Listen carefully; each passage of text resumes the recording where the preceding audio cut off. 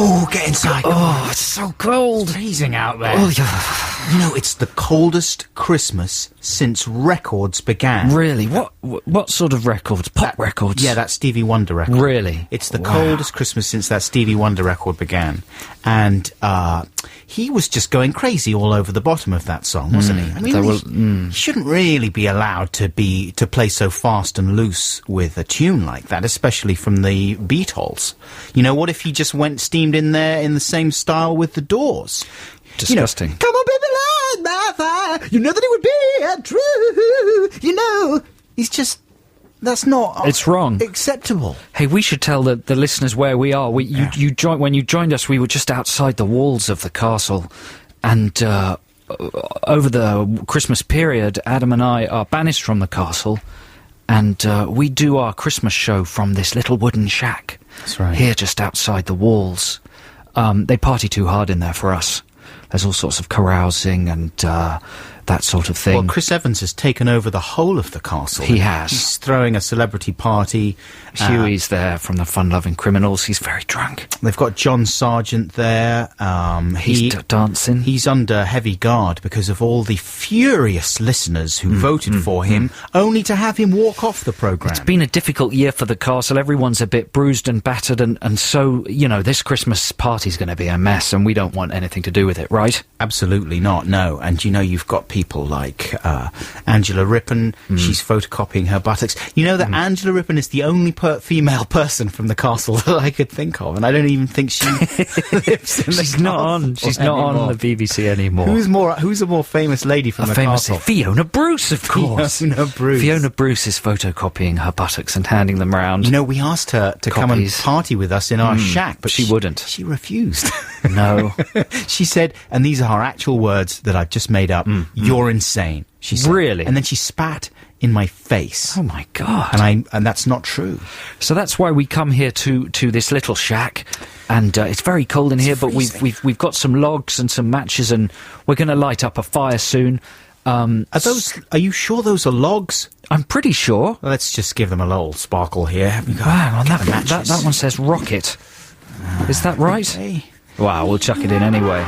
We're going to put them in this brazier. Look at the size of that brazier. There we go. That's nice. It's coming up nicely. This might be Fiona Bruce's brazier.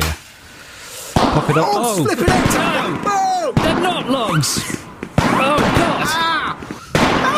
They're the fireworks! Pudsey! Oh, ow, my eye! It's okay, I weed on it. Oh. Man, I can't see out of my left eye. Hey, that's not a joking matter. Oh, it's all right. My hand's over it. Oh, you've just had your hand over with there. My hand. It's wow. Okay. Well, they're burning nicely now. I've done a weed on. Well, let me try again. I weed on the last one to put out the conflagration, but now I'm going to light another one. So, there we go. These are actual logs. No, these are bones. Bones? Yeah, they're bones from some of the people who've been fired from the castle this year. And killed. Well, they were actually exposed, weren't they? They were put on the hills and taken by the wolves. They were flayed by the general public, outraged members of the general public, until their bones were exposed. And then, as is the tradition, we then burn them in Fiona Bruce's brazier. That's how it works in the castle. They're giving off a lovely heat, aren't they? Yeah. Oh, this is good. Lovely. Man, have you brought the champagne? I've got the champagne. Well, this is exciting, folks. We'll tell you more about the way our Christmas show is going to go after this bit of music, okay? Because we can't forget about the music just because it's Christmas, right? Can't we? Please. No, we can't, especially when Emmy the Great is on the menu. Oh. Here's We Almost Had a Baby. Hello, welcome back to our Christmas shack. That was Emmy the Great with We Almost Had a Baby, and you join us in a small... Sorry to interrupt, but imagine if the baby they almost had was Jesus of the Christ. And imagine if they hadn't had it, what would be the upshot? No Christmas. That's right. No Christmas. We wouldn't now be celebrating. What would we be doing? Worshipping a large stone effigy of Russell Brand. Right. Well, good thing Jesus was born then, isn't it? Otherwise, the world would be a filthy place. It would be a narrow escape. Hey, listen, you join us in our little wooden hut outside the walls of the big British castle. This is Adam and Joe with our special Christmas show. And we are breaking with convention this week. We're not having any of our regular features.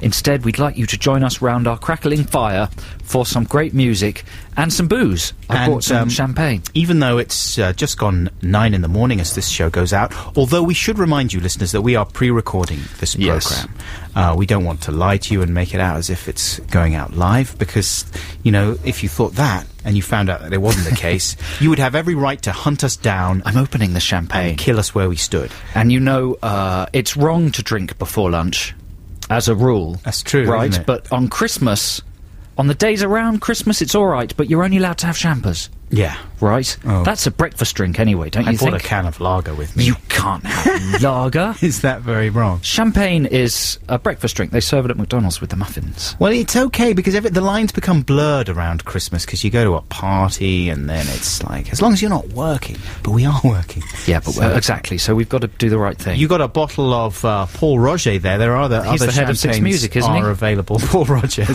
Paul Rogers. That was a favourite of Winston Churchill, I believe. Is that so? Yeah, this is the brand favoured by Churchill. So, nicely opened. No spillage. Very nice. Unshowy, you know, because there are some people who make a big deal. They want to pop the cork so have it ricochet around the room. Not corn. See, I would have had it ricochet. Cornballs. Cornballs. Yeah, that's your name. I was suddenly worried that I couldn't say that. The corn man. What were you thinking? Corn cakes. Well, I thought you couldn't say balls, but of course, corn crackers. They're used for sport. Absolutely. It's a nothing wrong with balls. Come on, the world hasn't gone that mental. Right. Ooh. Little bit of champagne for me. Get the fizzing. Can you get the fizzing in the mic there? I'm going to angle my mic so you can hear the fizzing, listeners. Ooh, hello. This is so decadent. Touch me. Touch my frilly knickers. Merry Christmas. Cheers. We've got little plastic glasses. They were chinking, but you couldn't hear it. Having little champers. We'd like you to join us if you can, listeners. Have a little early morning tipple. It's fine. Drinking at 9 is fine. As long as you don't have a pre-existing problem with alcohol. Yep, then stay away. If you're on the wagon, stay away. But if you can control yourself, have a little tipple. You're going to feel shaky about 10 or 11. You can control. But don't worry, we'll feel shaky around 10 or 11. I was trying to be sensitive to people with a drink problem, and you just say if you can control yourself. Well, that's the problem, isn't it? It's a tough time for people with a drink problem at Christmas, though, isn't it? It's true. I mean, that's grim. I say that as if I personally don't have a drink problem. I am the one, after all, drinking champagne at 9 in the morning. What about a free play from you now, Adam? Already? Yeah. Isn't it time for the free play? Yeah, fair enough. So, for all my free plays, actually, that's not quite true. I've got a couple of very mellow ones, and one that's just a bit ludicrous. I'm going to start with a very mellow one. This is not specifically Christmassy, but it reminds me of Christmas. It has a very Christmassy feel. It's from Neil Young's album, Harvest Moon. Is it called Harvest Moon, the album? I think it is, and this is the title track, Thereon. Enjoy. Oh, the Fleet Foxes there with White Winter Hymnal. That's beautiful. That's one of your favourite albums this year, am I right? It's my album of the year, yeah. Album of the year. And I heard you saying the other day that you maybe liked 2 or was it 3 of the tracks? No, I like them all. I just have 2 that I cannot stop listening to. Yeah, but you know, I'm only joshing because in my book, 2 or 3 good tracks is enough. These days. These days, it's true. You can't expect, like, a whole album of smashes, right? Well, I'd say Fleet Foxes, by Fleet Foxes, is that album. Everyone's a winner, yeah. Everyone's a winner. They just have different tempos, melodies, moods. The 2 that I play all the time are the most sort of up-tempo, super catchy ones. Well, it sets a nice mood, doesn't it? It stays fairly consistent with it, that It's album. Ideal for a posh dinner party when you're not actually listening to the music. What are the other great dinner party albums that anything have come by out Kings of Convenience. Yeah. Very unintrusive. Very good. Sets a marvellous mood. 07, brilliant for a dinner party. Terrific. Absolutely Air great. with Moon Safari. I mean, that's the classic ultimate dinner party that music. I'll always stick on. Just doesn't intrude, but it's like having somebody in the corner of your room whispering, everything's cool, these people are cool. Except in a French accent. In French, yes. Yes. Look at, there's a sexy girl, she's sitting in the corner of the room. It's okay, she won't interrupt the dinner party. Did you know that's something that all major record labels have, is a department where there is a real dinner party happening. And that's they where they try test them all out. the albums, Right. before they release the album, they'll play it. Yeah. Sort of on 6, volume level 6. And there'll be some chit-chat going on about the congestion charge. Yeah. Or maybe the Olympics. Or the Millennium Dome. Or the Millennium Dome. Whether it's going to be a big white elephant. All the big issues of the day. And if the album intrudes on people's trains of thought, then no, it's not released. They stick it in the indie bin. If it just creates a lovely mood without being intrusive, then it's a thumbs up. That's how Blunt gets to be so successful, at Enya and people like that. And what about if it intrudes sufficiently for people to approve of it? Like, for someone to say, hey, this is great. That's the ideal. That's what you want. You want a tiny lull in the conversation, for instance, the end of a sentence. And that's why we're going to be paying the government back in tax for another 50 years. Small break. Right. And then in the background, I am a sexy girl. Well, it's a great album. What's this album? Look at my thin arms. Then you've won. The dinner party's a success, the record's a success. It's all a success. No, you're being intrusive now. Farms. I can't think about taxes anymore. That sexy farm girl. Credit crunch. I'm trying to talk about the credit crunch. Are you? Has that been that presumably has been the top dinner party conversation of the year, credit crunch. Obama, the changes that Obama's going to make. Obama. That would have been another hot one to have a conversation about this year. What other conversation topics? Obviously, the whole BBC fracas would have been high on the fricassee. list. The fricassee. Thank you. One of the things we do here on our Christmas show is we have a traditional exchange of gifts. Yes, we buy each other 3 gifts, and they're wrapped. We don't know what is inside the gifts. There was a budgetary limit, was there, this year? Under 10 quid. Under 10 quid for all 3 gifts? In total, really? Did I set that limit? Yeah, you did. Have you gone over it? Yeah. Oh, wow. Yeah. That's unusual. Not by much. So don't worry. And we're going to exchange these gifts, and they're all very exciting. So stay tuned. Good bit of DJ technique. For the big lifts. Oh, I'm going to go to sleep. Drunk out of your mind. I'm going to have a little nap while we play some music. Here's Coldplay featuring Jay-Z. I can't sleep during this. Oh no, this is called Lost. This is Adam and Joe here on BBC Six Music. This is our pre-recorded Christmas show. We're not actually live today. We're actually coming from the future. We are pre-recording this show on the 25th of December, Christmas Day, and we are sat here in our shack just outside the big British castle with a fire. You might be able to hear the fire in the background there. You just turn the fire up for a second there. I'll put another log on it. It's not switch controlled. Thank you. That's great. There we go. Oh, that's roaring. Yeah, that's roaring. And we are about to exchange our Christmas gifts. In fact, I think we'll do so maybe after the news. What kind of Christmassy news do you think there'll be? Oh, very lovely things.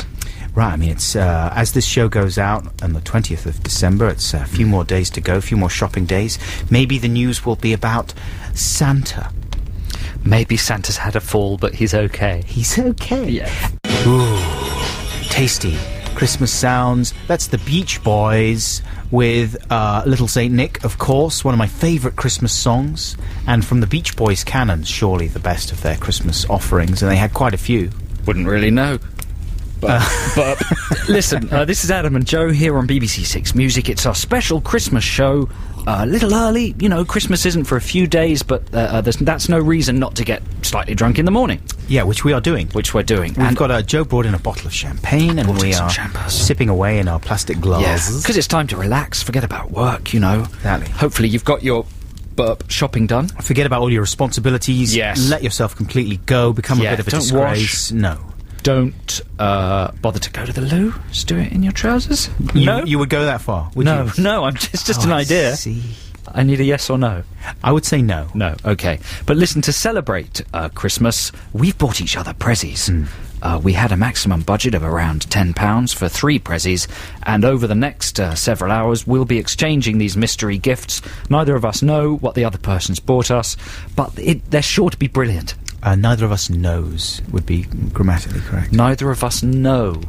Is that really true? Neither one of us knows. You see? You wouldn't say neither one of us know. I think that sounds common.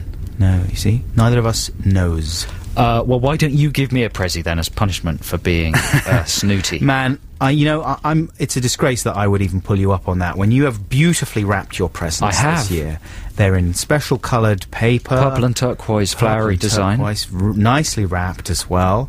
And there's a little variety of gifts there, which I don't think you're going to get from me. I'm afraid mine are pretty much all the same. But anyway, I'm going to start with... I don't even know what this is. How can you not know what it is? Okay, I know what this one is. Did you get them bought for you? I know what this one is. Here we go. Thank you very much. This is exciting. This might be the best of my gifts. It's wrapped in a newspaper, listeners. Yeah. It seems to be the personals column from The Telegraph, the Daily Telegraph. Classy wrapping paper. Classy wrapping, sophisticated, snooty right-wing. Right-leaning wrapping paper, yeah. Right-leaning wrappers. Adam. Well, that's a good present. This is an issue of Sky magazine from December 1988. 20 years ago to the month. Sky magazine used to kind of rule the pop culture roost, didn't it? It was the first kind of sexy, glossy teen magazine that was a bit like, I suppose, a cross between The Face and Smash Hits, somewhere in between the two. Yes. And it was very keen on European and international culture. It was sort of non-parochial. The thing it incorporated, the trail it blazed, was the dirty path now trodden by Heat magazine and all those kind of mags. Do you think? It was the first properly celebrity-centric mag.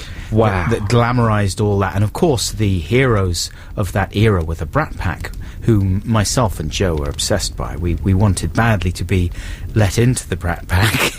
Yes. And Tom Cruise is on the cover of this issue. He was, even though he wasn't strictly a Brat Packer, he was like the king of the whole club in a way. He was just breaking through with Top Gun. Right. His first mega international smash. Well, within that magazine, the article there is all about the fact that he's just shot Cocktail, of course. One of the Cruise's greatest films. Colour of Money. So this is his peaks at this point, right? He's done Top Gun and The Colour of Money. Yeah. So he's a bona fide. He's the world's hottest star. He's an A-lister, certainly. Yeah. He's set to be that way for the next 10 years. Yeah. I must say that one of the most fascinating things about old mags is the adverts. And there's a brilliant double-page Boots advert from 1988 here, with all kinds of multicoloured, idiotic goings-on. There's a woman that looks very like Yaz. That was the kind of standard issue look for a tall woman. Like blonde with a lot of very red lipstick. Very peroxide-y. White ankle socks and black sort of, DM, what do they call brothel DM creepers. shoes? Yeah, brothel creepers. There you go. Yellow plastic ghetto blaster there. Oh, crazy business. So let's have a look at what Adam's highlighted here in this 1988 issue of Sky. Well, they're already recapping on the 80s, you see. They're trying to sum up what defined the 80s in this issue, and they're looking forward to what's going to be the defining characteristics of the 90s. Yeah, the layout's very Network 7, isn't it? Yeah. Sort of gun sights on everything and very multicoloured. It says the 1980s are almost at an end. As the style-conscious, media-obsessed designer decade draws to a close, new values will surface from a morass of tangled chrome tubing, Gordon Gekko lookalikes, leather filofaxes, and broken Cellnet phones. Cellnet phones. Right. Wow, they don't even call them mobiles. No. Wow, Cells. They don't even call them Mobies, like in our favourite ad. Well, if we could go back in time, we'd have a thing or two to say to Gordon Gekko. Well, listen, man, why don't you have a little read of your Sky Mag? We'll play a bit more music and we can come back and see That's if a great present. Picked anything out. That is probably the best present I've got for you. It is wicked. Right now, I think it's time for a free play, and this is one of yours, Joe. What have you got for us? Yeah, this is a Christmas track by the American band Weezer. Have you heard of them? I think I have. Are they nerds? They are, and here's what nerds sing at Christmas.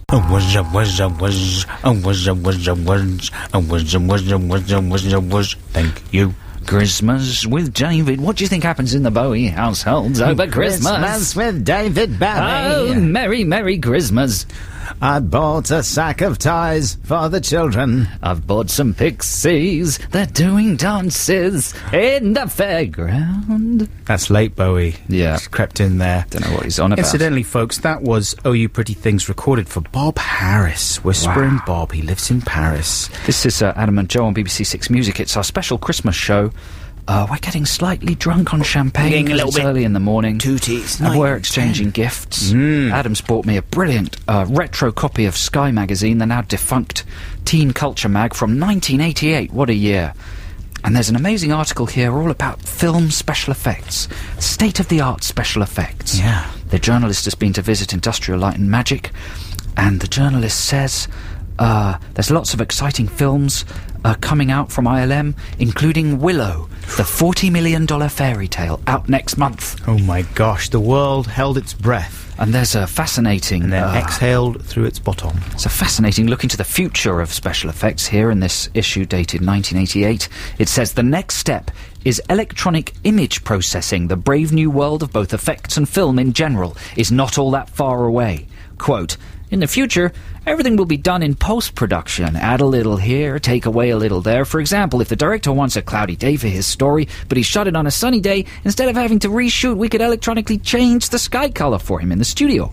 Or add in some clouds. Or a really bad character. Or maybe some kind of floppy-eared dog man called Jar Jar Binks, or a really annoying little elf man called Dobby. Dobby bad Dobby. Wow, what a prescient thing. I'm going to love that. You know what I think? Old magazines are more interesting than new ones. I like them, because they're a little snapshot of... because, obviously the thing snapshot of what? Finish your sentence. What are they a snapshot of? The past? Of a moment in time that seemed very new, like magazines generally, they're looking forward, aren't they? Wow. And they're predicting what's going to be just around the corner, and it's fun to see how the predictions turned out. You know what's new as well in 88? Hole-in-the-wall cash accounts. Right. Where you can get your money out of a bank in the wall. Yeah. Was that a new thing then? Yeah. Oh my gosh. They've got 3,000 of them, so they weren't that new. Yeah. Well, listen, I want a present now too. So why don't we play a little bit of Kaiser Chiefs shaped music, and then after that, can I have my first present? Yes. Okay. Here are the Chiefs. That was delicious. A little bit of the Kaiser Chiefs there. This is Adam and Joe here on BBC Six Music. We are pre-recording this show. It's not actually live. It's coming from some time in the future. And it's our Christmas celebration, listeners. We're just sort of rambling here and giving each other presents and drinking a little bit of champagne. So it's even more raggedy and baggedy than it would usually be. But boy, it's really nice to have you along. And Christmas, personally speaking, is my favourite time of year, and I mean that quite unironically. You like Christmas too? I hate it! Why? No, I don't. I like it a lot. Yeah, I really like it. It means you're allowed to do very little and not feel bad about it. Yeah, that's right. Just pure enjoyment. I don't even know what's on TV this year. Who cares? Digital radio. Right. It's the future. How many people are going to be getting DAB radios this Christmas? Everybody. Everyone. Channel 4, they're about to launch a whole lot of new stations. It's going to be big. It's really exciting. It's taking over the airwaves. It's the future. Everyone's jumping on the digital bandwagon. It's the future of radio. So listen, yes, sir. I think it's time for my first present. Right, now, I'm going to give you the smallest one. Okay. Only because it requires a little bit of presentation and practice from you. Oh, my Lord. Give it a rattle. Can you tell what it is? What is it? It's not like a little miniature screwdriver set. Yes, it is. No, it isn't. Ah. If it was a cracker, you'd be very lucky. That's the top-of-the-range cracker present. Last year, have you ever actually employed the... Yes, but the plastic comes off the metal bit, right, and the metal bit bends. Sometimes it bends. They're totally useless. Cheap metal. They're quite good if you want to unscrew, for example, a cassette. Something very, very small and light. So last year, you gave me a jaw harp. So I did, and I impaled my lip on it. You split your lip? Almost immediately. I wonder if this is another musical instrument. You know, I went back to that same music shop. They didn't have anything as good as the jaw harp, so I went to a different shop. What have we got here? We have got... This is very mysterious. It's a magic trick. Oh no, is it really? Yeah, and you have to read the instructions, practice it, and then perform it to me later in the show. No. It's a proper magic trick. It's not something from Hamley's. It's from Davenport's, the country's leading... I can't advertise them. There are many other magic shops, but Davenport's is a very good shop hidden under Charing Cross Station. This is called the Demon Okito Box. There are countless routines with this delightful prop. Describe to the listeners what you've actually got there. Right. It's wrapped in a bit of toilet roll. Wrapped in some lavy roll, which I hope you've used. I didn't wrap it. That's how it came. Wrapped in... Oh, did it? Yeah, made whoever makes these... I mean, it is actual real lavy roll. Lavy roll, so you can use that. Might have been used by a magician. Okay, so we have what looks like a little brass money case, I suppose. Yes.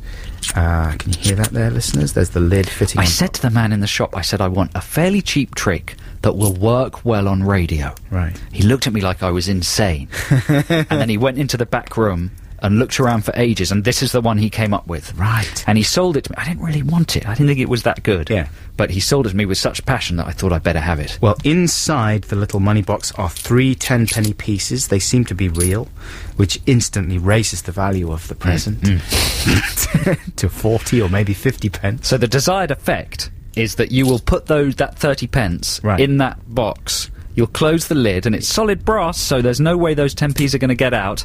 And then you'll balance it on the back of your hand, and then the coins will pass through your hand and drop onto the floor. No.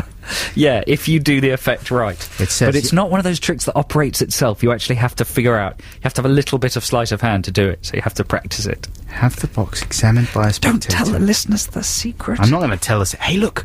As we're pre-recording this show... Beautiful Lauren Laverne. Let's get her in here. She's walked in. She's got a Christmas jumper. She's got a fox on her jumper. It's appropriate. We're going to have her in for the next link, and she can chat Christmas with us. Okay.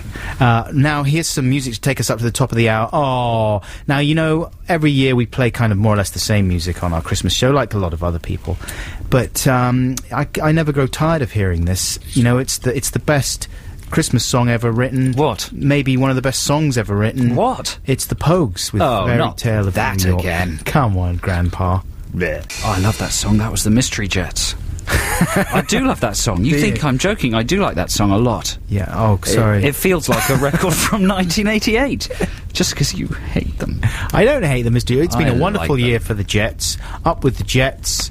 I can't wait for more Jets in 2009. It's a jolly bit of poppery. That sounds like it's from the 80s. This is Adam and Joe here on BBC Six Music. This is our pre-recorded show coming from our little Christmas shack just outside the big British castle.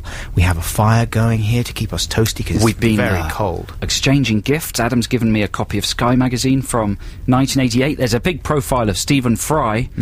The kindly, slightly nervous Fry was hauled up in front of a live TV audience for an evening of comedy improvisation for Channel 4's new Call My Bluff-style team game, Whose Line Is It Anyway? Wow, that was new That was new in 88. Can you believe it? There you go. Should he do the Wogan show again, or should he hold out for Aspel? Young Stephen Fry, he was 32 then when that article I wouldn't was hold written. out for Aspel. I would hold out for Aspel. He doesn't have a show anymore. Really? No. Incidentally, we mentioned earlier on that Lauren Laverne is currently in the studio next door to us. We didn't realise that she was chatting to Frank Skinner, the frightening stand-up comedian. She can't come and talk to us. She can't come to us. She's too busy. Have you seen the cover of Frank Skinner's latest live stand-up DVD? You showed it to me. He is standing there with a microphone up to his mouth, and he appears to be snarling. His teeth are bared, and his teeth look like the teeth of an alien from the film Alien. And there's a light shining behind him. He looks absolutely terrifying, as if he's just not only about to tell you a joke, but afterwards bite your face off. And it's, you know, it just seems like a very frightening... I think he's a very handsome man with lovely teeth. Well, he is in real life. I mean, we just saw him there, and we were talking about the fact that, you know, we're fellow Fall fans, myself and... Frank Skinner. I forgot his name. It's the champagne kicking in. We're drinking champagne, listeners, because it's Christmas. And he was talking about the fact that Mark E. Smith from The Fall has recorded a load of apparently unironical, like, Christmas carols. He just sort of sings Christmas carols in his wonky way. I'm going to be playing a song by The Fall a bit later on in the show. Mine is more jokey. It's called Christmas with Simon, but that's not for a bit. But talking of jokey music, it's time to revisit one of our Song Wars entries from last Christmas, where we both recorded Christmas-related songs. And this is my one. This is a special Christmas song. Now, you won with this one, didn't you? Yeah, I wiped the floor. But yours is very good. Thanks. It is, you know, often the ones that win aren't the best ones. Well, that's the way... As we know from all great listener-based competitions. The way it is in life. You know, Gareth Gates might win, but Will Young's the overall winner. Do you know what I mean? I think I do. Listen to my champagne. It's bubbly. Anyway, here's Christmas shopping at the all-night garage. What? Oh no! It's 9 o'clock on Christmas Eve and I ain't bought no presents yet. What am I gonna do? I'll have to go down the all-night garage. All-night garage, Christmas shopping at the all-night garage. All-night garage, Christmas shopping at the all-night garage. All-night garage, Christmas shopping at the all-night garage. All-night garage, Christmas shopping at the all-night garage. Hello there, mate. How are you doing? I gotta buy some stuff or my Christmas will be ruined. We got dirty mags.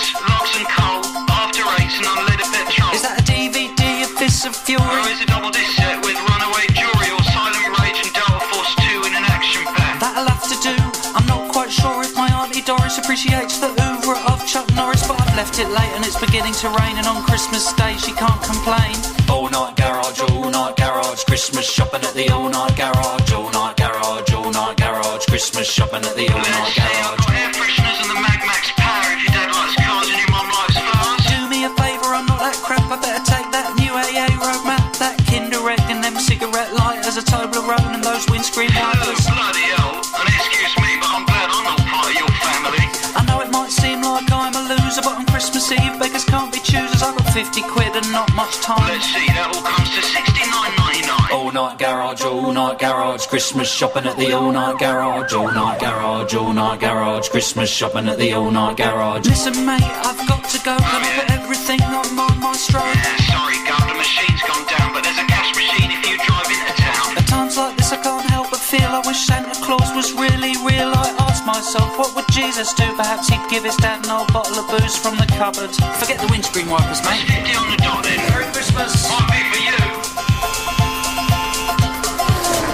All night garage, Christmas shopping at the all night garage, all night garage, Christmas shopping at the all night garage. Joe, what's this you got me? Delta Force 2 and a cigarette lighter. Oh, thank you, you shouldn't have. There we go, some amateur music there, composed and performed by me, Joe Cornish, for our Song Wars.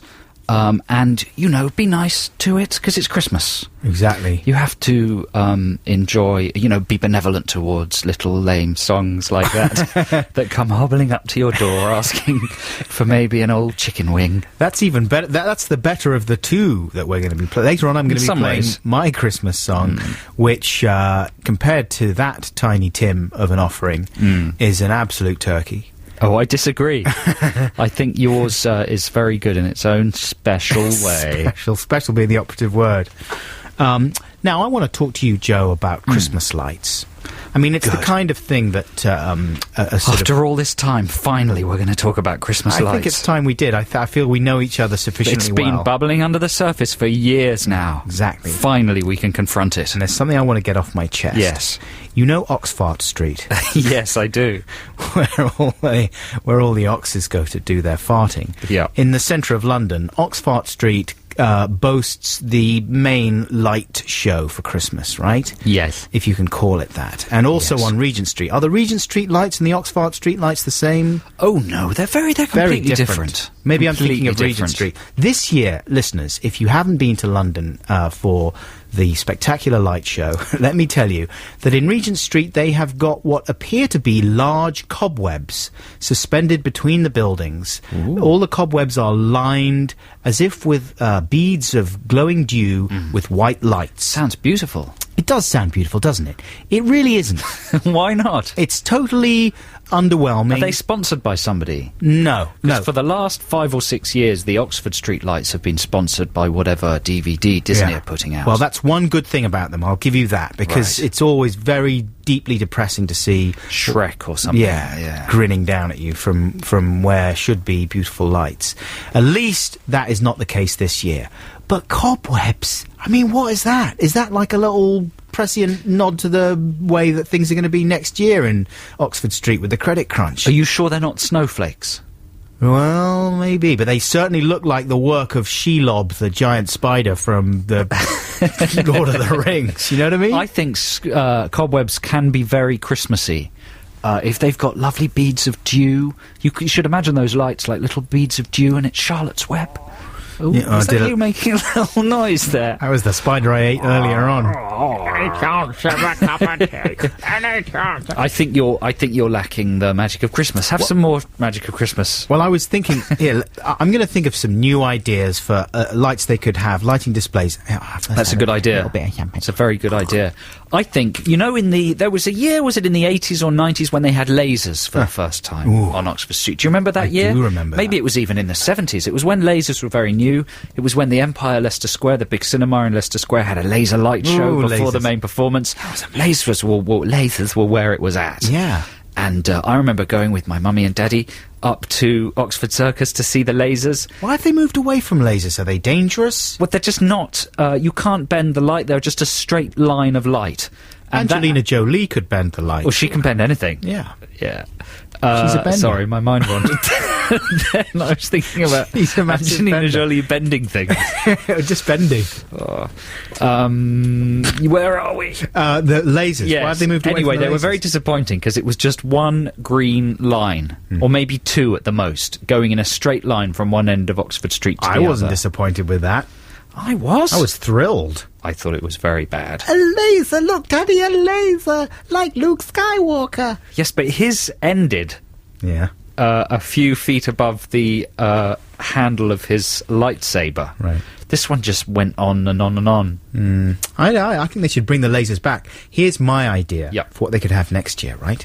Instead of the cobwebs, how about this? Just what appear to be huge, great strands of drool. Christmas drool. Christmas drool. As if it was coming out of the corner of Grandpa's mouth. Right. He's had too much to eat and or- fallen asleep. Or as if a colossal chav had just flobbed on Oxford Street. Right. You know? And instead of the glistening dew there, you've got glistening gob, and they've got little white lights or whatever. You could even have little yellow lights if you had a kind of vomit motif. Well, that's revolting, It Adam, is- and that wouldn't be suitable for children. Yeah, but... You say that. But... But that's the way the world's going. Right, I've got a better idea. What? You get classic Christmas animals. What are your classic Christmas animals? Ferret. A robin, Oh. redbreast. Right, that's a Christmas Yeah, animal. that is. Bambi, Yeah. the Christmas deer. Uh-huh. Not talking about the original Bambi. Sure. I'm talking about the Christmas one. Mm-hmm. Doesn't exist. What are the other Christmas animals? Reindeer. Rudolph. Yeah. But you'd mix them up with some other ones that are confused because of global warming. Like the island of Dr. Moreau. Yes. You'd have a tiger and a lion looking confused and scared.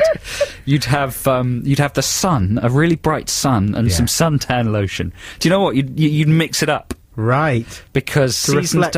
seasons don't exist anymore. No, It doesn't exactly. get cold over Christmas. It's going to be a very mild Christmas. You could probably. have a giant polar bear, right, Yeah. on a melting ice cap, and the tears Yeah. coming out of his eyes would That's be lovely. like little lights. Sponsored by Esso. So it's pretty, Hmm. exactly, sponsored by Esso, and because they're aware of it. You know, They they don't are have to be aware. doing anything about it. No, they're doing something. It's only a very small thing, but they're shouting very loud about the small They're thing. well aware of the problem. Yeah. That's the main thing. Yeah. Is to be aware of it. That's a terrific idea. They'd be lovely lights. It's better than doing something about it. So Easter eggs as well, why not? That's a good idea. Get people thinking about Easter nice and early. Yeah. Just mix them all up. Mix Mother's them Day. with toasties. Nice. Have them up there all year. Cheers. Cheers. Here's a free play for you, listeners. Now, I don't know if you caught a documentary on BBC4 this year about E from the Eels, the lead singer of the Eels. He was on a mission to find out about his father, who died when he was very young.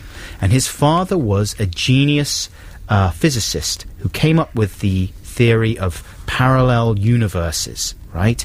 It was a whole experimental branch of quantum mechanics and quantum physics that this guy was a genius in. It's a wonderful documentary. Parallel Lives, Parallel Worlds, I think it's called, or the other way around maybe.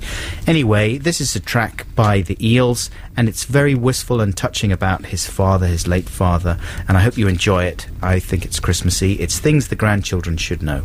That was the specials with Rat Race. This is Adam and Joe on BBC Six Music.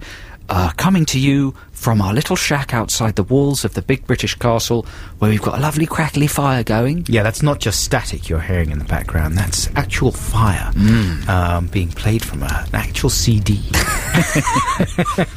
It's hard to create any kind of sort of imaginary world when you're not allowed to lie on the BBC. It's true, isn't it? Everything becomes very cold and stark and real. It's the Ofcom basically... Doesn't want any imagination to exist. That's not true, of course. They are an independent body who are just trying to uphold decent standards in broadcasting. Absolutely true. It's really good to have you with us, listeners. Christmas is both of our favourite times of year, and we're exchanging presents today. I've already got from Joe a magic trick. How are you doing with it? It's quite a tricky one, and it requires some practice. Well, it's let me just tell you, if you haven't been listening so far, that it's like a little brass coin holder, and the trick is in fact, it is a little brass coin holder. Yes, exactly. I don't know if it's actual brass. Is it? I don't know. Anyway, the trick is that you hold it in your palm, you place a couple of coins in there, and then you ask the other person to inspect the holder and the lid. Yes. And then you pop the lid on. But what you do before you... Don't tell them the secret. Really? Miss Majiko? I want you the challenge is you got to perform it. All right, okay, here we go. You just referred to me by my stage name there. Mr. Majiko. I used to do magic when I was a teenager. Joe's actually very good at magic. And I always tell this, I've told this story before, but once when we were studying for our O-levels, history O-level we had the next day, and Joe and I, rather than studying, went off and just hung out in Joe's room in his house in South London, and Joe suddenly showed me all these amazing magic tricks I did not know that he could perform. Not only did he perform them very well and convincingly, and I was absolutely bowled over. It's weird when you suddenly find a whole new part of your best friend that you never realised existed. So I said, man, that's amazing. How do you do it? Mr. Majiko wouldn't tell me. And and I said, no, seriously, how do you do it? He wouldn't tell me. He refused to tell me because he said that's not what magicians do. Magicians keep it... I was like, yeah, but you're not a magician. You're Joe. You're my friend. No, he is. Oh, I am. I'm Mr. Majiko, and I'm not going to tell you. It turned into quite a tense evening. I'm giving you the gift of magic, though, and you were just about to tell everybody how to do it, you see. Yeah, okay, I'm not going to tell them. But here we go. Look, listen, let's play some music, and I'll carry on practicing. Keep practicing. Here are the Avalanches with Since I Left You. You're listening to Adam and Joe's specially pre-recorded Christmas show. Time now for the news. Listeners, we've just been joined... in fact, what we did was just grabbed as they were passing by Frank Skinner and Lauren Laverne, who were just pre-recording a show there next door. Thanks for joining us quickly. Oh, I like the impromptu nature of it all. It's crazy, isn't it? Frank, I was just talking to Joe earlier on about your live DVD and the fact that on the cover you look as if you're about to bite someone's face off. Right? Yes. I mean, was that a conscious thing to, like, get quite a frightening, aggressive pose there, teeth bared, like, as if you're going to eat someone? I had a gold tooth at the time, and I really wanted to get that in the picture, so that's why I needed to show. I don't have it anymore, because, the credit crunch. Did you have other ones that you were considering, like maybe biting into an apple, or, I can't remember what I was thinking. At the dentist. Is it a bit... Does it come over aggressive, that picture? Like, if your eyebrows were a little angrier, you would look like an alien. Just about to eat someone. Well, yeah, my eyebrows happily were quite chilled at the time. I think it comes across as edgy and handsome and very buyable. I think you just look like you're laughing really hard. I prefer that. Yeah. Yeah, edgy and handsome, though. Two of the best fullbacks England ever had. We were talking about football joke, edgy. Frank. We don't understand football. You know what human names Just about. are. Just about. And so listen, this is our special Christmas show. So we want to know what Christmas plans you've got. Lauren Laverne, what's Christmas in the Laverne household? Oh, it's going to be really hectic this year. It's the second year where we're having everyone come to us. So it's like all the parents. What time shall we be there? Well, be there, I think, about 2 o'clock. Okay. Everyone will be staying over, so it's going to be ridiculous for about a week, I think, and lots of people. But obviously, I have little baby now. Well, he's 1, actually. So everybody kind of comes to see him. So it's very much a kind of quite, in China where they have the one-child policy and then all the firstborn sons are extremely spoilt and the whole family focuses on them. It's that kind of vibe, really. Nobody's there for anybody else. We're all just there for the baby. They bring him like so you get loads of frankincense and myrrh and stuff. I know. It's sort of less stable based, but quite like the original Nativity in some ways. How about you? How festive are you, Frank? I saw a family like that. I was in a cafe and they did that. They put the child up and they sat around him like you'd sit around a telly or a fire. I thought, have these people had a child so they don't have to speak to each other anymore? And they just sat speaking through him. It was fabulous. You should lay your baby in straw for Christmas. Yeah. Don't you think that would be nice, picturesque? Maybe not for him. I think probably it was good enough for Jesus, Lauren. Fun Christmas card idea, though. What do you think when you get Christmas cards from people with children and they've dressed them up in, like, festive gear and stuff? We were just talking about dressing the babies up. I'm all for that. Yeah, I got my first Christmas card yesterday and they'd forgotten to write anything on it. Can you believe that? Was it an impressive picture? Were they too It was a excited robin. by the... I don't mind Route 1 on a Christmas card. I, of course, will be staying at my flat for the whole of Christmas. I say that because I know there's a lot of burglars listening to this show. No, I'll tell you what, I'll do what I do every year. I'll get my presents and I'll put them in a bag, and then I'll leave them in that bag for the rest of the year. I still find bags of presents from past Christmases with stuff That's like, shocking. I forgot. I bet you get good stuff as well. Yeah, someone bought me a Bruegel-themed Rubik's Cube. Wow, where did you even get that? You spin it round, I imagine an art gallery, I don't know. You spin it round and it makes different, haunting in the snow. That would be like the hardest Rubik's Cube ever. You're like how Lord much can you Sminty. have going on in a Rubik's Cube? You're like Mustafa Million. Oh, yes, do I am. the Christmas gifts mean nothing to you? What about taking them to Bernardo's? Doesn't you can't take a You Bruegel hate the bag Christmas orphans. Rubik's Cube to Why not? Bernardo's. Kids They think you're love- being ironic. Kids love that kind of surreal No, stuff. doesn't everyone do? And also the biggest book I get, I use as a tray to carry the other gifts around the house. Do you do that? I'm going to just stand outside your house and hope that you throw Throws me them out the some window. tidbit. Lauren and Frank, thank you so much for popping your heads in. Have a good Christmas. And, man, you can always send us some of that stuff, Well, I'll see what's left from... Yeah. I think I've got a bit of stuff from 92 you might be interested We'll have it. Thanks very much. Happy Christmas, guys. Happy Merry Christmas. Christmas. Bye-bye. So you hold this, right? And then you look over there. Look at that Sorry. thing on the wall. Look, I've dropped the coins through, and they're on the floor now. That's rubbish. Before they were inside the box, and now they've fallen through my hand onto the floor. Magic is something that should be taken seriously. You shouldn't expect a magic trick to work itself. That's child's play. You're a grown man. You're old enough to deal with proper sleight of hand magic.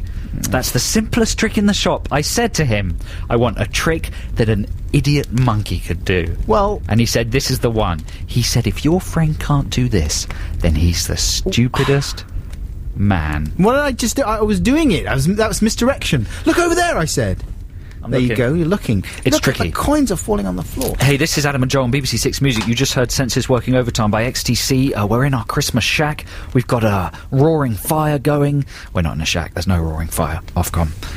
We can't lie to you. But just imagine there is a shack and a fire, and we're exchanging gifts, because that's the tradition. I tell you of what Christmas. there really is, and that's champagne. The champagne is not fake. The champagne is very good. Where, real. what would you say, 2/3 of the way through the bottle? Yeah. And Adam's decided to open a can of lager. That's like, I don't know what that's like, but Is it's this, like putting ketchup all over a cordon bleu meal. James, our producer, is this actually against the rules? I mean, presumably, drinking at work, you're not supposed to, are you? Is it? In moderation. If you're a presenter. It's Christmas, and one of the rules of Christmas is that you are allowed to drink a little bit in the morning. That's why I'm having a lovely little modest fruity toot of champagne, and Adam's having an old stinky can of lager like a wino outside the train station. But listen, present time. Oh, yes, I think whose it's turn your is it? turn to give me one. Adam's already given me an old copy of Sky magazine from '88. I gave him a magic trick that he's still rehearsing, and now here is definitely a book-shaped present from Adam. It's a paper book. I can feel that. It's wrapped in the sports pages of the Telegraph. To the future, we sent him back home, but would be angry if Liverpool's kept him. I'm getting He's reading the wrapping paper. distracted by the wrapping paper. That's probably the best bit. Oh. Well, I very nearly bought you this. Did you? It's Gary Barlow's autobiography called My Take. Now, if say we became famous, instead of like a sort of footnote, Annoyance. Yes. In the margins. what would your biography be called? Because Roger Moore's was called My Name Is My Bon, My Word Is My Bon. Right. Well, I guess It's got to involve the title of the thing you're the most famous for, but with a new spinach on it.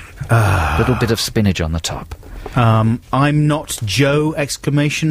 Right. Or don't call me Joe, or something. Yeah. I mean, it depends. Like, if I'd done something on my own merits, right? Obviously, it would it's be named unlikely. after that. It's unlikely, isn't it? So it would probably be related to the fact that we used to do toy movies. You know, something like "Don't Toy with Me" or "Just Toying with You" or something like that. Even though we haven't made one of those for about 10 years.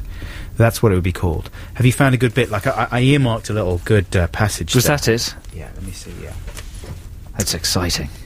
This is the bit where Gary's talking about the fact that he's got into trouble doing an interview with The Sun, where they've misquoted him, and like they've taken some comments he made about drugs and they've made it look as if he's been binging on coke. But he's furious because he thinks that Robbie Williams has been saying things like this for ages. Read it out. And everyone loves him for it. Here, you can read it out. But as soon as Gary starts talking about drugs, he's like a mess, right? But he just cannot. The whole book is peppered with references to the fact that he's just really very jealous of Robbie. The press loved Robbie for his frailties. In September 88, Let Me Entertain You entered the charts at number 3, while Life Through a Lens stayed in the charts for the whole of 98. And yet, despite this success, Robbie continued to be seen as the troubled artist. People love that, especially here in the UK, and his greatest weakness became the most attractive thing about him, and a big strength. Does he talk like that? Exactly, like it was weird. When you were doing it, it gave me chills. It was hard at that point not to wonder if Robbie was hyping up his drugs problem, because I'd seen so little evidence of it when we were in the band. Sorry, int band. If that makes Robbie sound manipulative, well, he is. Well, he is. He is manipulative. To the extent that Barlow thinks that he would be faking a drug problem. That's not a theory I'd ever heard before. I love Barlow. I love him. He's so sensitive. Elsewhere, he complains. I'm a bit drunk, so minor emotions are being amplified. Right. I love him. He's Absolutely amazing. I love him. Yeah. Oh, I love the fact that he got so depressed when the band broke up that he just didn't go to bed for a year or something. I want to be that depressed. Imagine being able to go to bed for a year. Like Brian Wilson. Oh, I'd like to do that. People would think you were a heroic loser. But, you know, he had the last laugh, though, didn't he, Barlow? He did, because now he's... a dosser? No, now he's a very successful songwriter. He won the Ivor Novello Award. Did he? Which is only received by the greatest songwriters in the nation, such as Daniel Bedingfield. We'll probably get it for one of our Song Wars songs. I hope so. But no, Barlow's doing extremely well, because, of course, Take That are now more popular than Williams. And in fact, they're doing some telly special, aren't they, this Christmas? Right. It may have already been on by the time this goes out, but Williams is going to be in the audience. How are they going to play it from now on, though? I mean, what they should do, right, is the Reform Take That. The Reform Take That, because they're never going to be able to... Yes, they are. ...continue that level of success. Yes, they are. They're now in a zone only occupied by Cliff Richard. Right. They're Teflon, they're Do you seriously think that? Yeah. No. I think there's an audience that will see them until they die. Really? Yeah, I do. Wow. Yeah, there we go. That's a horrific thought. Okay. Let's have some more music. Are you happy with that present, man? Yeah, that's a great present. Thanks a lot. Thanks. How much did that cost you? That was reduced, and it was $2.99. Well, I'm going to be giving you a present that's going to blow that out of the water in a second. Until then, here's a Christmas free play. This is by, an American band of eccentric guitarists. You play this every year. I do. I play all 3 of my free plays every year. They're my only sort of rocky Christmas songs that I know, but I love this one. It's kind of a cover of Vince Guaraldi's Charlie Brown music, right? Oh, yeah. They've put lyrics to it. It's called Christmas Time Is Here. This is by a band called Chomsky. That was the wonderful Vampire Weekend. It's been their year, hasn't it? I mean, that was recorded for a live session in the Hub here at BBC Six Music, and that was A-Punk, of course. I wonder what they're going to be doing. I mean, you would hope they would come out with a new album next year. I'm sure. But, I mean, they should relax, though. They should take it easy. The thing that pop stars always say when they look back on their careers is, I wish we had left it longer between the big successful album and their follow-up. Right. I wish we'd savoured it more and just enjoyed the whole process. And worked harder to make the follow-up album good. Right, exactly. Rather than just got back in the studio and churned it out. What was the previous trendy New York band? What were they called that everyone was listening to in about 2000? The Strokes. The Strokes. What's happened to them? Well, they're around. I mean, they're on the cover of The Enemy a few weeks ago. So are they still... Do you think that these days, these bands burn so brightly, do you think it's impossible for them to kind of sustain? Certainly. I mean, the best days of the Strokes are probably long gone. How long did their time last? A couple of years? Well, their first 2 albums were good, but even by the second album, people were saying, "Oh dear, this is not a patch on. This is it." And then is this it rather? And then the third one wasn't really not very good. And do you think Vampire Weekend will transcend that kind of petty? Hard to say. Hard to say. Hard to say. They could go. There's a couple of good things about the album if they pursued would be wonderful. There's a couple of not so good things if they went down that road. Do you think it's anything to do with the name? Do you think you can tell how much longevity a band has by how clever and different their name is? Yeah. Okay? It's a theory. It's an interesting The Strokes came at a time when every band was called The Something, right? Yeah. It was a name that there were lots of other bands. For instance, yeah. The Vines. Yeah. the Beatles. The Rolling Stones. The Pogues. Yeah. Whereas Vampire Weekend, it's a peculiar name. Those are the three big bands. Yep. The Beatles, the Rolling Stones, and the Vines. Yes. No, I think you're right. Vampire Weekend is a bit eccentric. I know what you mean. But there again, Arctic Monkeys, that's a stupid name for a band. And they've got the staying power. And they have absolutely got Don't the you staying think? power. Oh, certainly. Oh, absolutely they do.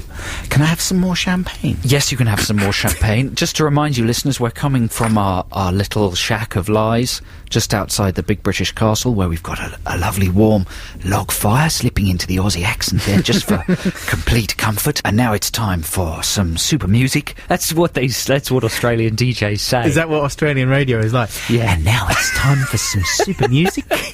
Here's Midnight Oil. Six Music. I'm gonna add some bottom to make a dance this morning. That's a good song, though, isn't it? Yeah, it's a good song. It's Sly and the Family Stone with Dance to the Music from 1968. Do you think it's anything to do with the novel Dance to the Music of Time? Yeah, it was Anthony Pohl based the book on that song. Right, really? I think not. No. This is Adam and Joe here. We're in our shack. Did you say that already? No, We've had some are in a champagne. Christmas shack. We're in a Christmas shack. We've been giving each other presents. We've got champagne. We can't stand what happens in the big British castle at Christmas. There's a big party. It's been a tricky year for the castle, so everyone's gone insane. Chris Evans is, I think, naked and mooning over the turret. You know, because you know how it is at a company, right? When there is a bit of stress and strain and people have really been through the mill, and then finally they're allowed to let their hair down. You know, everyone just goes mental. So you've got to get out, right? Because, I mean, we're sort of dilettantes at the castle. We just turn up on the weekends. You know, we're not regulars, we're not staffers in that way. We're not down there with the troops in that way. No, in the trenches. Yeah, so we don't really feel we belong when everyone's photocopying their butox and crying at each other and punching each other in the gonads and stuff. We feel that we should maybe get out and just be on our own. So we're having our own little party here with you listeners in our shack just outside the walls. We've got a roaring log fire that you can hear in the background and a little record player and some records we're going to be playing, plus we're exchanging gifts. It's very exciting. I've already got an old copy of Sky Magazine and Gary Barlow's autobiography, My Take, updated with the story of the comeback of all comebacks. Oh, it does have the comeback story in it. He's written an extra chapter, so I'm looking forward to reading that. Thank the Lord. Thank the Lord that take that aback. You know, that's part of what Christmas is all about, is thanking the Lord for the fact that Gary Barlow's autobiography has an extra addendum Isn't chapter. it just? One of the many things from the 90s that are coming back and are bigger than ever before. Like us. All right, that's what I was building up to. I was wondering what you remember were when we were on telly? Yeah. Got recognised in the street? No, I don't remember that bit. Kind of thing? Over 10 years ago. We're coming back. Are we? No. I've got a meeting next week with a guy at a TV company. Well, there you go. Shall I pitch him some ideas with you and me in them? Definitely. Yeah? Yeah. All right, I'll let you know how it goes. My film career's soon going to go tits up. Already? Hasn't even started yet. I know, but it's only a matter of time. So we might as well lay the ground. Who knows where we'll be this time next year in the shack, right? Well, the things that we will have achieved, I would say nothing. Very little. Almost nothing. Still treading water. Yeah. So it's Prezi time. Listen, I'm going to give you a present now, Adam. This is a really good one.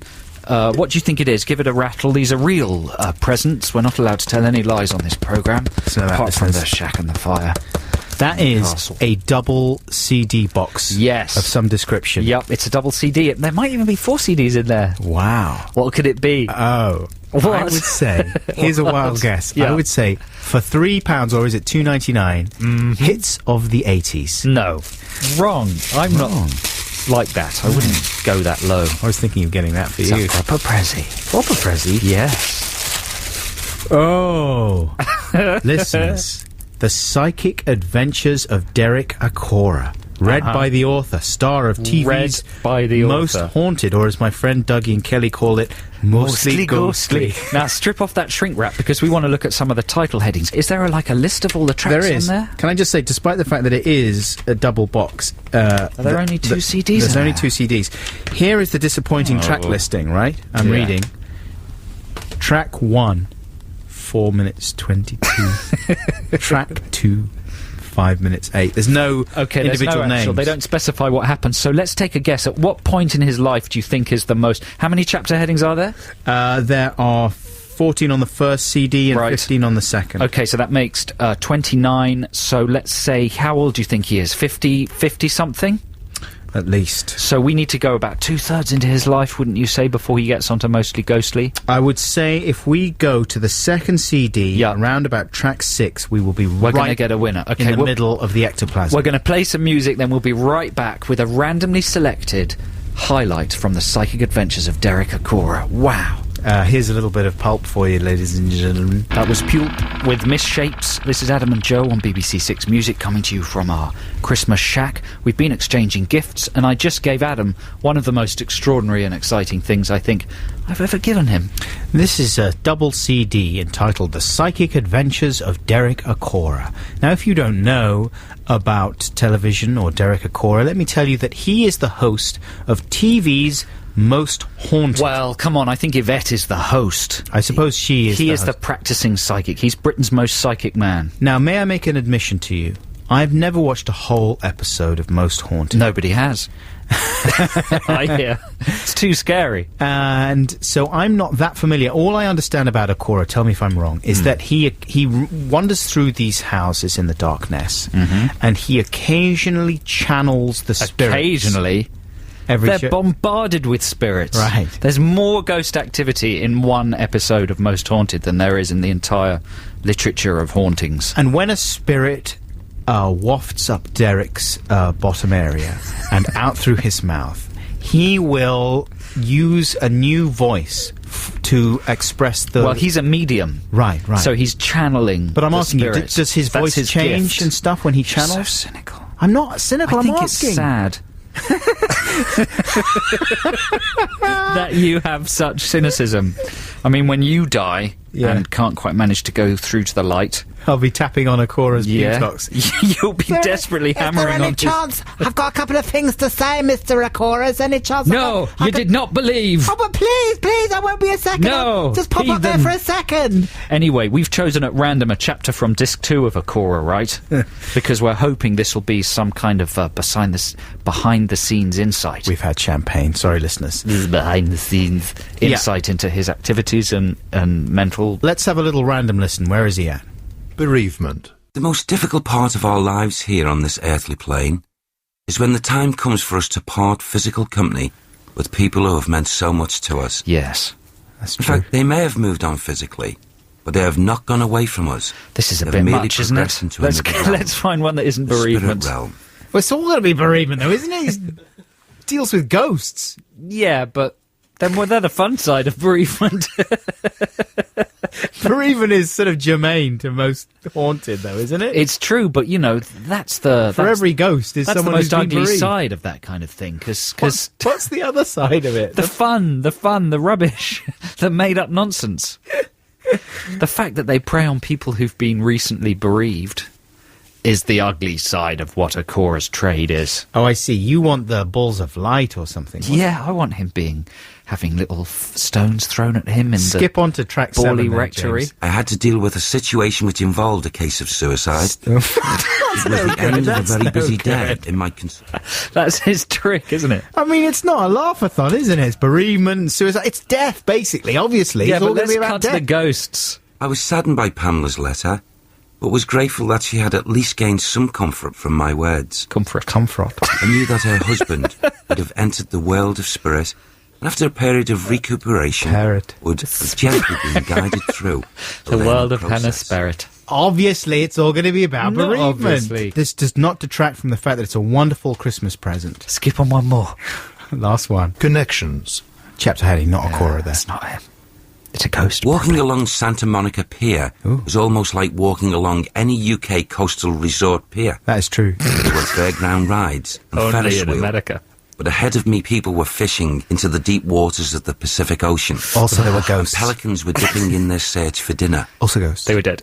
Pacific Palisades, home to many famous Hollywood stars, could be seen in the distance to my right. And to the left lay a band of almost yellow smog. All that could be seen of the great city of Los Angeles. Well, people like us will never get to go to California like Derek Acorah All right, so did. we've learned, this is no reflection on Acorah's CD, it may be very exciting, but we've learned that he doesn't get stuck into the ghosts at the beginning of each chapter, all right? That's what we've learned. I can't wait to listen to the rest of it, but that's enough. I know. You know, I thought it would be a joke, Of but an overview. Acorah is difficult to laugh at because Serious? says Adam, lifting a can of lager to his lips. You know, there's a fun side to Most Haunted, of course. There are stupid people who say that it's made up and a ridiculous sort of pantomime-style charade. Sure. But people who get angry with this kind of practice, this mediumship, say that they're taking advantage of people who are genuinely bereaved and upset. Right.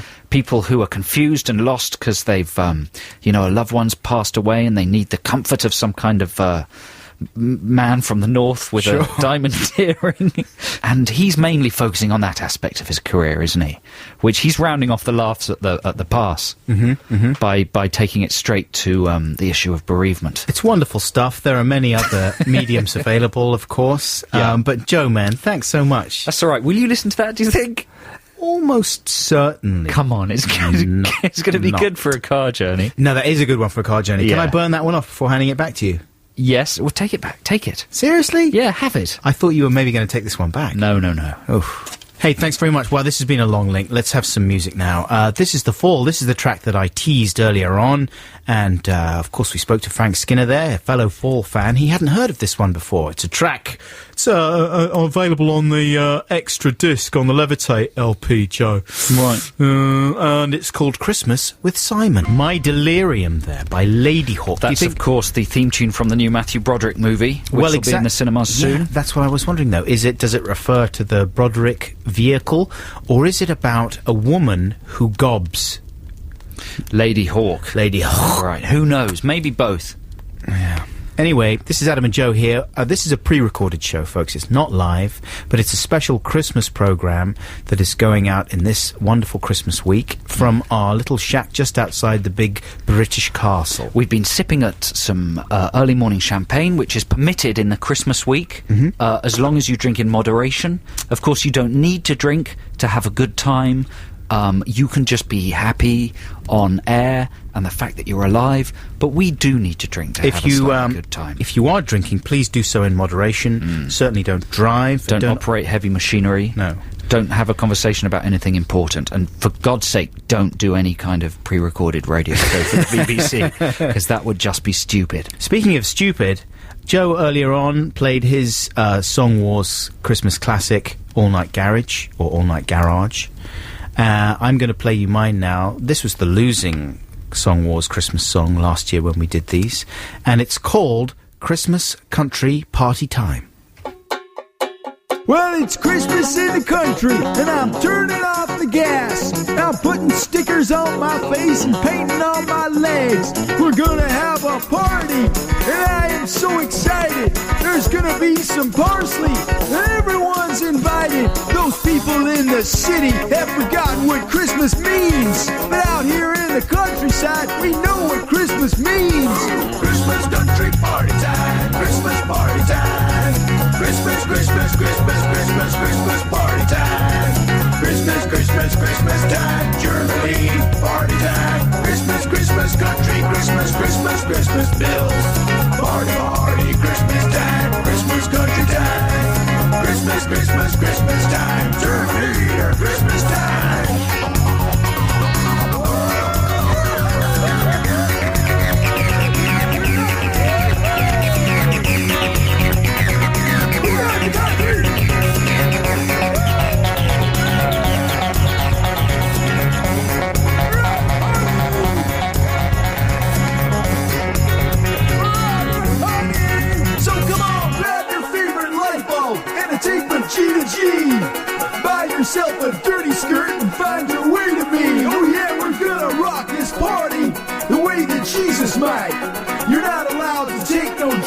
they're not allowed to fight. But we can still have lots of fun watching Christmas DVDs like Fletch and Transformers and Minority Report. Christmas country party time, Christmas party time. Christmas, Christmas, Christmas, Christmas, Christmas party time. Christmas, Christmas, Christmas time, Richie Gear party time. Christmas, Christmas country, Christmas, Christmas Rubik's Cube. Party, party, Christmas time, Christmas country time. Christmas, Christmas, Christmas time, Sigourney Weaver, Christmas time.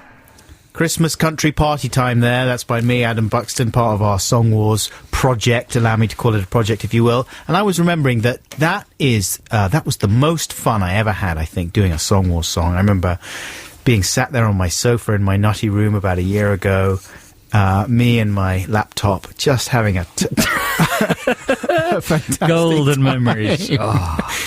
Pretending to be like in the Dukes of Hazzard. I was imagining being like what was their uncle called in the Dukes of Hazzard? Uncle Fester, Uncle Silas, Cletus, Uncle or Jesse. Nicely remembered, James. I was imagining that I was like Uncle Jesse, you know. And now you are like Uncle Jesse. And it was, yes, because I'm drinking a can of lager. Drunk on self-brewed beer. Hey, come on, it's coming up to midday. It's true. That's not disgraceful, is it? This is Adam and John, BBC Six Music, having a little Christmas tipple. Because, of course, it's the beginning of Christmas week. It officially starts here, listeners. You're allowed to do whatever you want, whenever you want, within reason. And as long as it doesn't break the law, or hurt anybody, or make a mess. Four more chocolates you got left on your advent calendars there? Four. Well, you will have had the fifth one, like... Nice counting. Minus 5. Listen, we've got presents to give to each other. Lager's empty. You're listening to Adam and Joe's specially pre-recorded Christmas show. Time now for the news. Hey, that was the Zootons. Welcome back, listeners. This is Adam and Joe in our Christmas shack for our pre-recorded show. That's the fire you can hear in the background there. Prezi time. Only one more Prezi left. Oh, no, we've got one Prezi each. Oh, one Prezi each. That's right, yeah. Oh, yeah, it's time for your Prezi from me, Joe. This is my last Prezi for you. It's very exciting. Can I just say, before I give you this, that I'm hoping you might give it back. Now, listeners, I should let you know that during one of the records earlier, Adam turned to me with quite a serious face. Can I hold it, please? Sure. And said to me, hey, man, listen, I do actually want this one back, okay? I didn't and say to like me, that. you did. And to me, that violates the fundamental, not just to me, I think to everybody, that will violate the meaning of present, gift. It's not returnable. It's not on a piece of elastic. It's a gift. You give it to me. I'm just saying, it would be nice if you did. You don't have to. If this was just sort of a fake gift, Yeah. that would call into question the authenticity of our entire programme. I found it very hard to buy gifts for you. I spent over 2 hours trying to do so. What do you get the yesterday. man who's got everything? Exactly. What do you get? A bucket. But I knew you already had a bucket, so instead I got you... Now, seeing as Adam said that, I thought that maybe it might be, you know, an iPhone or something of value, but it's not. The thing that he so desperately wants back is a small yellow book called Top Tips for Girls. Real advice from real women for real life. Shall I tell you why I want it back? Yes. Because I'm thinking of giving it to my wife. Will this be her main present? Yes. Wow, it says crammed with invaluable advice that you and your girlfriends will love in Style magazine. Because here's the thing, right? I flicked through it. Yeah. Some of the tips are funny, which is why I thought maybe it would be good for the radio. Good. But some of the other tips are just good. Just useful. Okay, let's have a look. It's got a contents page, clothes, accessories, shoes, cooking, gardening, home, cars, health and fitness, diets, beauty, makeup, nails, dating, relationships. Relationships, 97. There's one about how to keep your breasts perky in there. I have trouble with that. Well, the secret, according to an old woman with perky breasts who's written in, Yes. is to pour cold water on them every day and then sort of slap them about. I'm pretty sure that's how you do it. And she reckons, like, I'm 69 or something and I've got perky breasts and that's how I did it. That's a tip from the Top Tips for Girls. Joe's just scanning the book now. You see, this is why I prefaced the whole giving of it to him with the notion that maybe he might give it back, because already I can see from his face he loves it. Okay, how to be good in bed. And this is advice sent in by the readers of a magazine. I don't know how they collated these. Well, but this is real advice from real women. Yeah. How to be good in bed. 1, be hungry for it. Show some initiative. Take the lead. That's how to be good at breakfast in bed. That's true, though. Think about it. Be hungry for it. But what you want, right, when you're in What if you're not hungry for it? Well, then you're no good, man. Then stay away from it. Mm-hmm. But to be in the loving zone, right? What if you're just peckish? Peckish is different. Quick nibble. You just have some hors d'oeuvres, but that's a different thing. If you're going for the full... All right. The main Listen, course. there's 10 of these. Number 2, don't wait for him to tell you what to do. Trial and error, experiment. These could be applied to anything in life. Yeah. Make some sound. Brilliant. Ooh! Hey! That kind of thing. All right, maybe not. Number 4 is the correction to that. Don't scream like a porn star unless that's what comes naturally. 5, make sure your sheets are clean. 6, can't say that. 7, ask him for what you want. Can I go to sleep, please? Could you leave me alone, please? Go away. I'm trying to watch the repeat of Quincy. 8, let yourself go. Number 9, can't say that. Number 10, vary what you're doing. Yeah. Enough making love. Let's mow the lawn. Is that what they mean? Yes, it is. There we go. That's a brilliant book, and you're not having it back. Oh, please. No. Get yourself your own one, you type. Listen, anti-Christmas, Joe, anti-Santa. Listen, I would have got 2 copies. They only had the 1 copy. That's like Santa Claus coming down the chimney, giving you a V sign and going back up again. It's not. It's like Santa Claus coming down and explaining that he needs the present for his wife. Look, I've got to go into every chimney in the world, and I'm running out of little books of tips. Look, my friend, ho ho ho. The thing is that Merry Christmas is a very hard woman to buy presents for, and so if I give you the top tips for girls, which I know you're going to have fun with for a bit... Santa would never say this or do this. He would. He's broke the cardinal rule. He's a mysterious figure. He never talks to people. Oh, please, I'm finding it very difficult to buy presents for Mary, and I would really like the book back. Is there any chance? Take your book back, but I'm going to throw it at you. Oh, please. That's your punishment. I've got to throw it at you. Come on. Either I keep it or I throw it at you. Throw it at my thighs, then. Because I might get the corner on. I might get the corner. Ow! You threw it at my shoulder. Of course I did. Take it back. Play some music. Can't believe it, Scrooge. Here's Dizzy Rascal with Dance With Me. That was Dizzy Rascal, ladies and gentlemen. This is Adam and Joe here on BBC 6 Music. This is our special pre-recorded Christmas show coming from our shack just outside the Big British Castle. Where's the fire gone, James? The fire's gone out. There we go. It had just gone quiet for a bit. There were some damp twigs that took the crackling away. Right. We've been exchanging presents this morning. Listeners, we've also been drinking a little bit of champagne, hence the hesitant speech and the slurring. And the occasional burping. Adam's just given me a fantastic book, and we're not advertising any of these products. In fact, if anything, we're doing them down. Are we? No, we're just being completely ambivalent about them, but this is a terrific book. It's called Top Tips for Girls, Real Advice from Real Women for Real Life, and Adam's given this to me because he thinks I'm a sort of a woman. A lady man. And here's a tip. How to keep your mind sharp. Number 1, take up bridge. Number 2, do Sudoku. Number 3, swivel your eyes from side to side for 30 seconds each day. Like Action Man. And his eagle eyes. I'm doing it right now. So 30 seconds is a long time. It feels really weird. How does that keep you sharp? I don't know. It would just make you go blind, wouldn't it?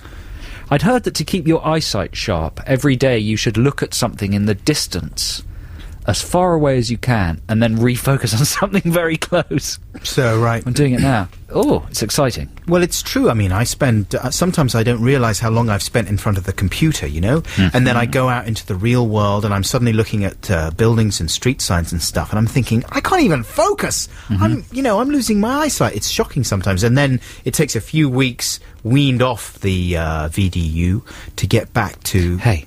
You seem a bit stressed to me. Are you a bit stressed? A little bit. Well, here's how to de-stress. And this is a tip from Elle Macpherson. Oof. So if anyone knows, she does. Certainly. She's stress-free. I love Elle She says, when really stressed in a situation, breathe in love and breathe out fear. Try it.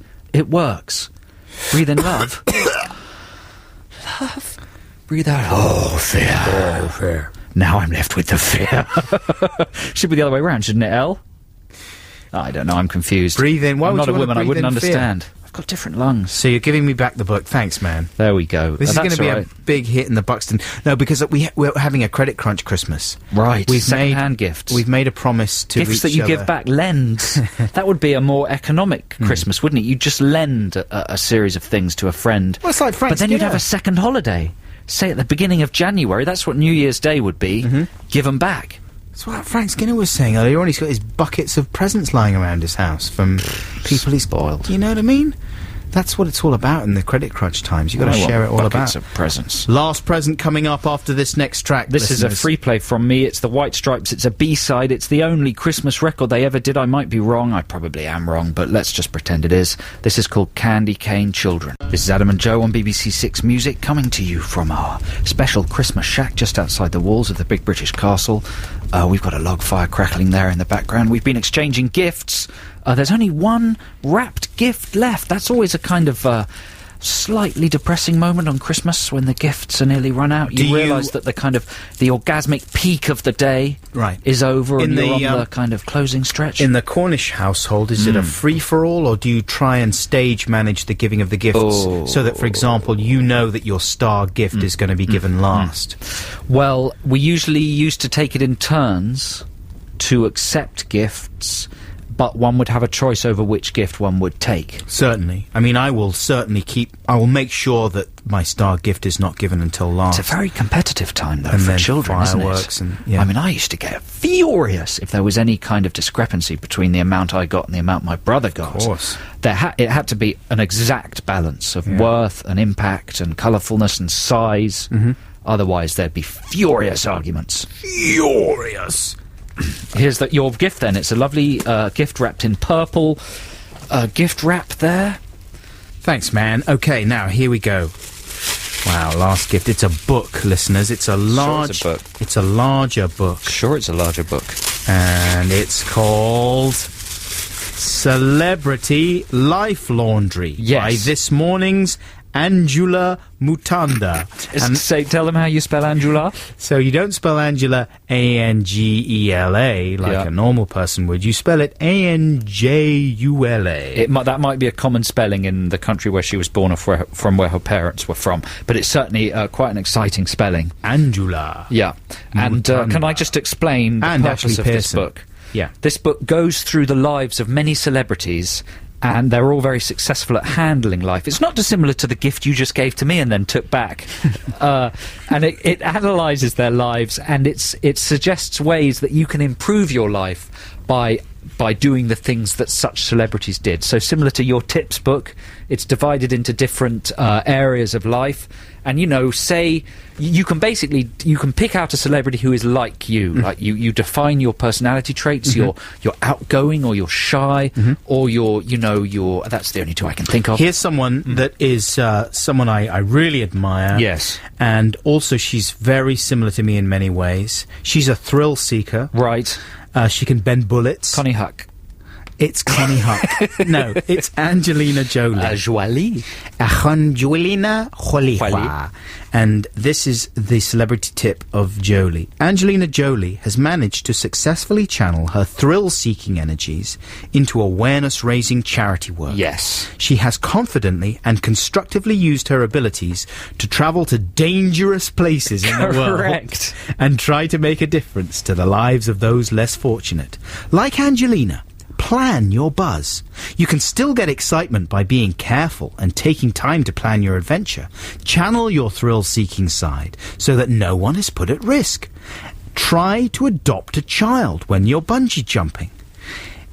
I made that bit up. You made that bit up? Yeah. That's irresponsible, that advice. If you're going hang gliding, why not foster a group of small local children? That's true, isn't it? Now, what would you say your weaknesses are, Adam?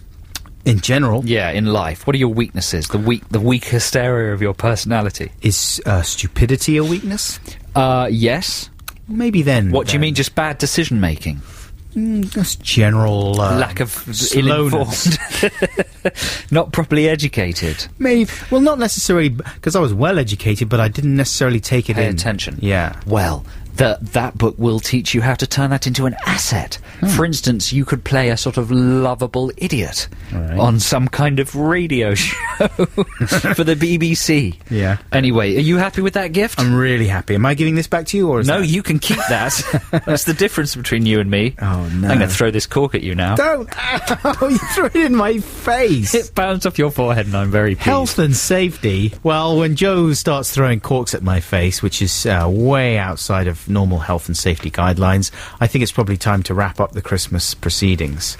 We've really appreciated having you along with us and putting up with our stupid bullcrap, and that goes for the whole of the year as well. You know, we've really enjoyed being at Six Music. Although the year's not over, we've got our New Year's show to do next week. Exactly. Right? There's lots of fun left in the fun gun. Yeah, exactly. But listeners, do have a wonderful Christmas, and don't go nuts and damage each other. Don't let your life dissolve into like an episode of EastEnders, is what I'm trying to say. You know, at Christmas time, EastEnders is always like fraught with screaming and crying, and that's apparently a reflection of real life. But try and avoid all those traps. Oh, you're talking to yourself there, aren't you?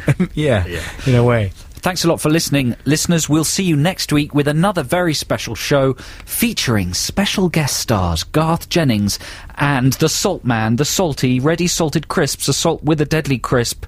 Chris Salt, the winner of our Song Wars video competition earlier this year. He'll be in the studio. Yeah. Talking live and uncensored. I think we're even getting them to do their own Song Wars songs. That's going to be a great show. Yeah. Who knows, it might even be better than this one. And we'll be looking back over the year that's just gone by, of course, and playing some of our favourite music from that year. Yeah, in a kind of a lazy Christmas way. Yeah. Have a great Christmas. We'll see you on the other side. Take care. Love you, Jingle Bells. Bye.